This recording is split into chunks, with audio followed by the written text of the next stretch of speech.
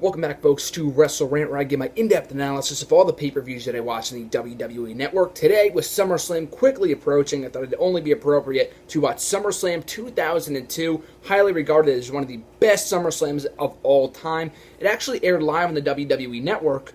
Of course, not live, but I mean, they had a showing of it on the WWE Network live stream this past Sunday night. I did not watch that. I watched it on demand. I started it last week. I finished it on Sunday night and Monday morning. So with that being said, let's get right down to it. Kicking off the show was, I don't know why it says Spike Dudley against Stevie Richards. Oh, that's a heat match, that's why.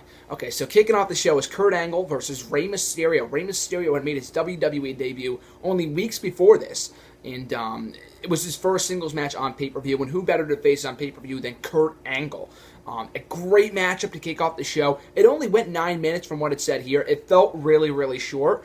But I thought they made the most of the time they were given. They tried to rush in all the big spots within a very short period of time. But for what it was, I thought it was a great matchup, great work from both men. Showed a lot of potential from Rey Mysterio that night. Like I said, his first pay-per-view match. And who better to face than the one and only Olympic gold fucking medalist Kurt Angle.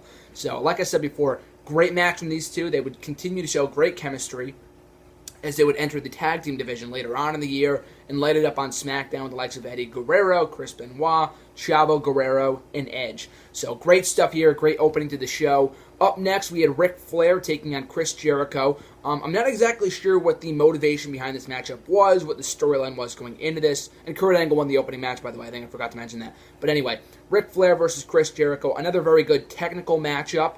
Ric Flair, obviously widely regarded as one of the best wrestlers of all time. You combine that with Jericho, the two are going to have a kick-ass matchup. I thought this was a good matchup as well. Only went slightly longer than the Mysterio Angle match, coming in at 10 minutes, just a bit over that.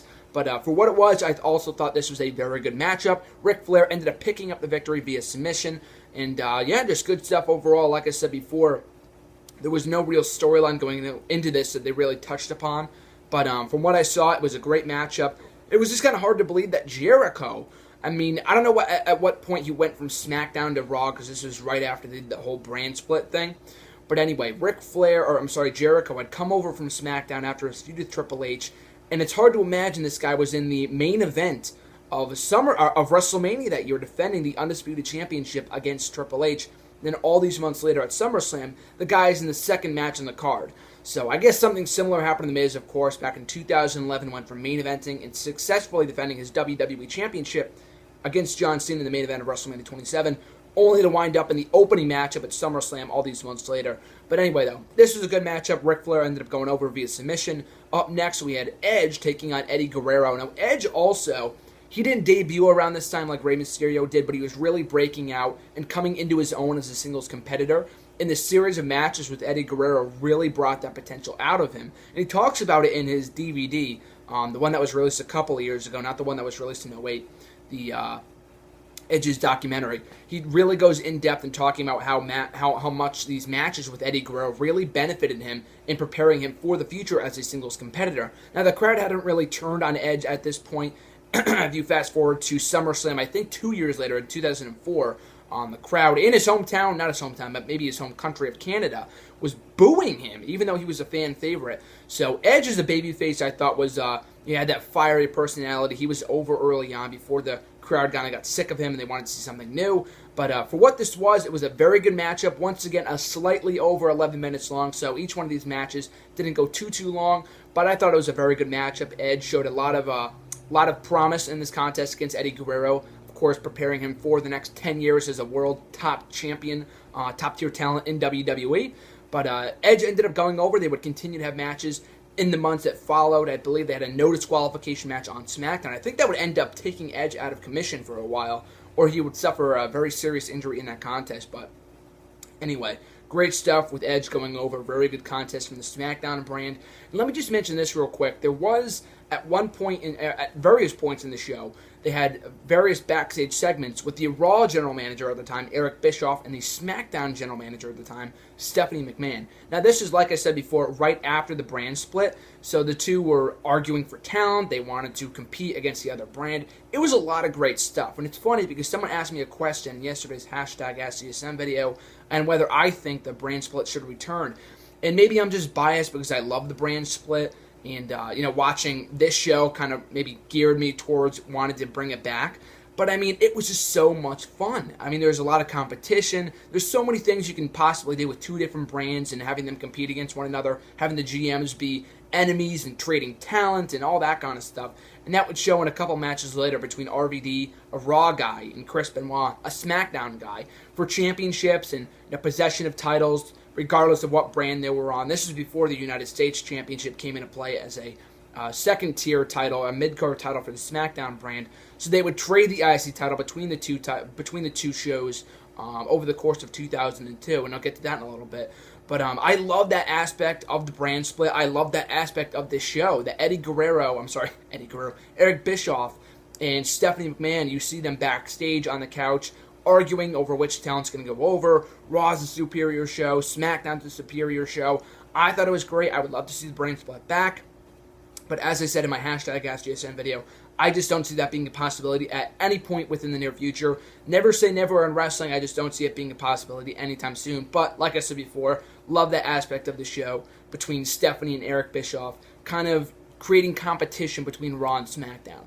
So up next, we have the Un-Americans taking on Booker T and Goldust for the World Tag Team Championships. The Un-Americans, Lance Storm and Christian, were the World Tag Team Champions going into this. The Un-Americans had a really good thing going. I mean, it kind of seems like a weird thing on paper with a name like the Un-Americans and, just kind of randomly throwing Lance Storm and Christian together. You kind of think of, when you think of tag teams, you think of Christian and Edge, but Christian and Lance Storm had a very good thing going. They were getting great heat. I mean, I'm surprised they even did something like this. I mean, so shortly after 9/11. This was less than a year later that they were doing this gimmick. But I was surprised that they ended up going with it. But they got a lot of strong heat. And once again, this was a different time. This was 12 years ago. So a completely different time in society and in wrestling. But for what it was, I thought they were a great tag team. They defended the World Tag Team Championships on the show against Booker T and Goldust. A hot team at the time. Booker T and Goldust had that kind of wacky dynamic, with Booker T being the serious guy, Goldust being the goofy guy. But they worked well together, created magic every time they stepped in the ring together for a tag team matchup. It was kind of a shame they didn't win the World Tag Team titles here, and it's amazing to think they wouldn't win those straps for another 4 more months. I think at Armageddon of that year in December.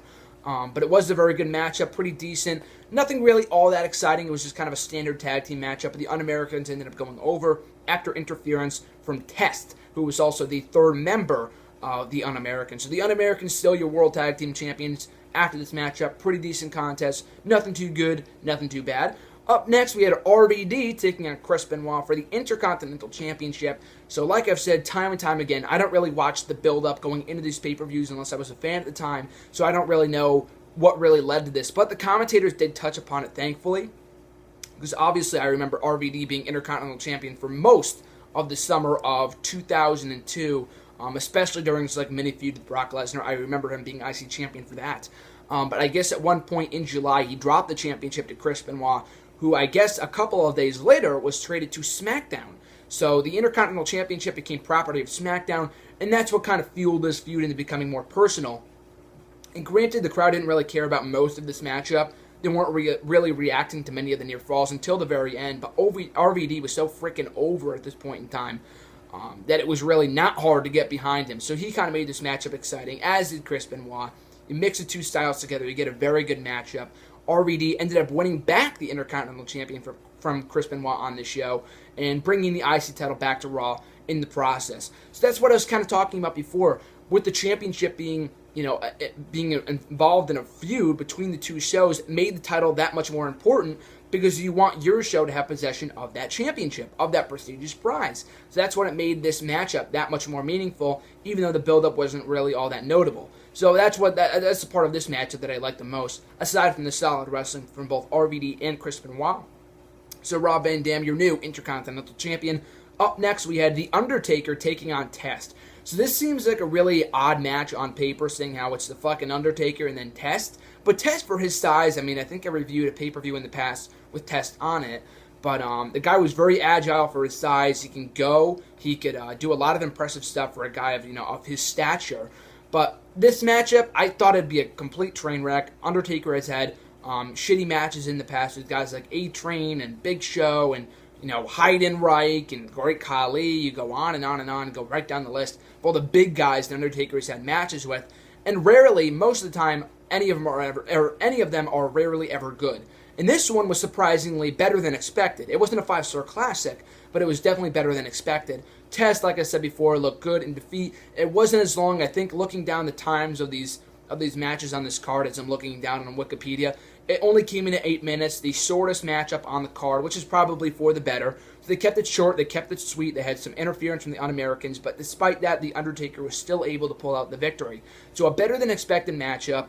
Like I said before, not a great matchup, not a matchup I suggest you go out of your way to see, but it was definitely better than I thought it would be, and definitely not a train wreck. So a win for The Undertaker there leads us into one half of the main event, Shawn Michaels against Triple H. Now, this is a feud that was, I regard, in my personal opinion, I think it is underrated. We talk about Stone Cold Steve Austin and The Rock and all this kind of stuff, and, all these kind of the best feuds in wrestling history, The Rock and Triple H, The Rock and Stone Cold Steve Austin, John Cena and CM Punk even. A lot of people talk about the best feuds in WWE history, John Cena and Edge. I thought Shawn Michaels versus Triple H was one of the best feuds that WWE ever did. The history was there, the in-ring chemistry was there, the drama was there, the emotion was there, and that showed in this lead up to this matchup. They aired an excellent video package for this contest. My buddy RJ from WrestleRant Radio, I remember him talking about this months ago, and I was finally able to see it when I sat down to watch this matchup. But it was only a few weeks prior to this that Triple H had turned on Shawn Michaels upon the return of D-Generation X. Shawn Michaels had returned to Raw. It was going to be a one-night-only DX reunion. Shawn Michaels was turned on by Triple H, or Triple H turned on Shawn Michaels. That sounds weird the other way around. But anyway, though, then in the weeks after that, Shawn Michaels would be mysteriously struck in the parking lot. It would end up being Triple H as a mystery person, and that would lead to their unsanctioned street fight on this show. So although a referee was in the ring, the bell did ring, but none of what happened was sanctioned, so to speak. The referee was only in the ring to count the pinfalls and to count the pinfalls and submissions if there was to be one. So it was kind of like a no DQ match, but the fact that Shawn Michaels dressed up in his chaps over his jeans and stuff like that kind of made it feel like a street fight and what a street fight should feel like. Not just, everyone dresses up in their tights. Like when Jericho and Punk did it at Extreme Rules 2012. When they came in their street clothes. It made the matchup feel that much more important because it was an actual street fight. Like you don't go out in the street. Like the definition of a street fight is when you go out in the street and fight. You don't go out in your wrestling tights. You don't go ready to go. You just wear what you have on. So that's another aspect of this matchup that I liked. But the matchup, it was slow and plodding early on, but that's the way it had to be. They were telling an excellent story with Triple H trying to get the better of Shawn Michaels, a guy that hadn't been in the fucking ring for over 4 years. And that was the biggest selling point of this matchup. This was Shawn Michaels' first match back in over 4 years. And they were going to see how it goes. From what I heard, and I don't know where I read this, but Triple H, I think, said at one point that this is only going to be a one-time thing. They were going to have Shawn Michaels come back for one match. But it ended up going so well. It was such a good match that they ended up running with it for years. This feud would go on for the next 2 years, and Shawn Michaels would stay on the main roster as an active competitor for the next 8 years, putting on great matches every single year with Shawn Michaels, with Chris Jericho, The Undertaker, John Cena. You go on and on and on of all the great matches that Shawn Michaels had when he came back from his career-threatening back injury, in 2002. So this matchup was really a turning point for the career of Shawn Michaels when he ended up coming back. And it was a great matchup. They told a great story early on. A lot of decisive movements and stuff like that from both guys. The emotion on the face, the facial expressions, all that kind of stuff. They told a great story with Shawn Michaels trying to battle back from his injury and trying to overcome the odds against Triple H, the guy that was in his prime at the time. A future world champion. He would go on to win the world championship or be awarded the world title a few weeks later. But anyway, though, down the stretch, a lot of exciting action. The crowd was red hot for this. The ending came when Shawn Michaels was going for the sweet chin music. Triple H caught it, went for the pedigree. Shawn Michaels reversed it into a roll-up, got the 1-2-3. Triple H would attack him afterwards with the sledgehammer. Taking Shawn Michaels out on the stretcher afterwards was a bit much, which we've seen a lot of times over the years, and this was obviously before any of that happened. We would see a lot of times over the years that Shawn Michaels, or anyone, would get hit with a sledgehammer, and then they'd be fine. They just can walk away, they'd be okay. So, I mean, it's more realistic that they get taken out on a stretcher, but I mean, after, being accustomed to seeing people just get up from it, and, in the last few years, that kind of took away from that part of that for me. But aside from that, though, the match itself was fantastic. Great storytelling, great action, and like I said before, it was really the starting point of this long 2-year feud between Shawn Michaels and Triple H that have had Hell in a Cell matches, Iron Man, I think, or maybe not. 3 stages of hell, no disqualification, unsanctioned street fights as we saw here, elimination chamber matches. You go on and on and on. Last man standing. So Shawn Michaels and Triple H, in my opinion, is one of the best feuds that WWE ever did. And it's funny because less than, I think maybe 24 hours after I watched this, I found out that Triple H and Shawn Michaels will be one of the leading feuds in WWE 2K15. So that's great to see. But awesome matchup here, really enjoyed it. And a great first match back for Shawn Michaels. You would have never guessed, had you not known that part of the feud was happening with Shawn Michaels, with this being his first match back. Had you not known that, you would have never guessed that he had been out of the ring for over 4 years, because he had such a great showing here. It didn't even show. So we go to the main event, Brock Lesnar taking on The Rock for the WWE Championship. Brock Lesnar made his WWE debut the night after WrestleMania 18, had rose to prominence within months, winning the King of the Ring tournament, earning an opportunity to contend for the WWE Championship against The Rock in the main event of SummerSlam. So when I reviewed Judgment Day 2002 a couple of months ago, I mentioned how the title was like a hot potato. They had Triple H win at WrestleMania. They had Hulk Hogan win it the following month at Backlash because he was so popular upon his face turn. They just gave him the title. He'd lose the championship the following month to The Undertaker at Judgment Day. Fast forward to Vengeance, I think 2 months later, and then the Rock would win it in a triple threat contest to become the new WWE champion, and then Brock Lesnar would win the title here. So that would be the last time, I think, in a number of months that we would crown a new champion, because I think the Big Show would end up winning it at Survivor Series in November. But that aside, Brock Lesnar was being billed as a beast. This new Long Island crowd, the Long Island, New York crowd, was very pro-Lesnar. So it was very interesting to see the crowd against The Rock, because they knew that he was leaving, so that's probably why.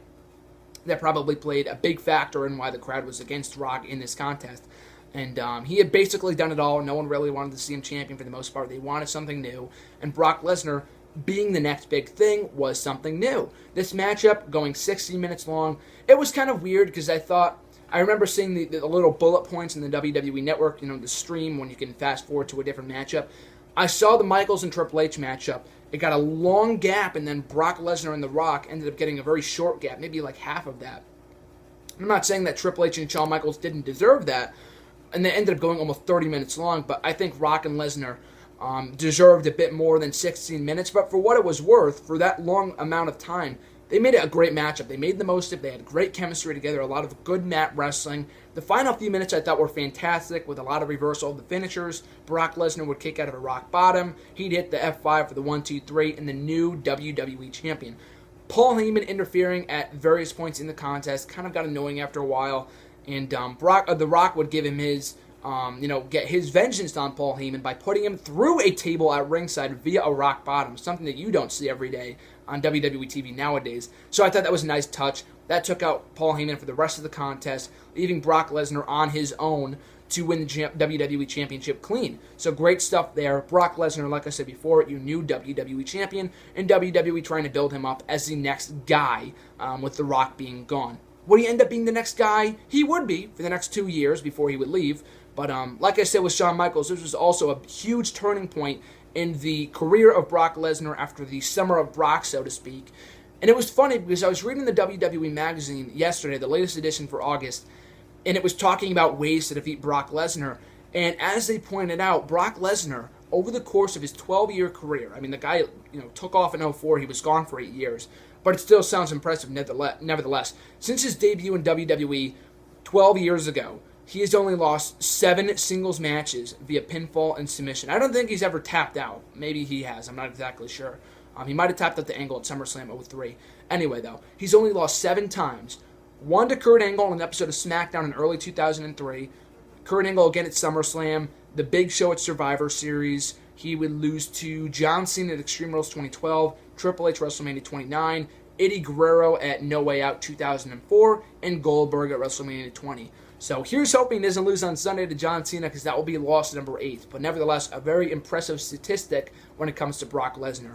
I thought they should have given more time to Lesnar to celebrate with his championship victory, because mere seconds, almost less than a minute later, after Brock Lesnar won the championship, the crowd goes ballistic.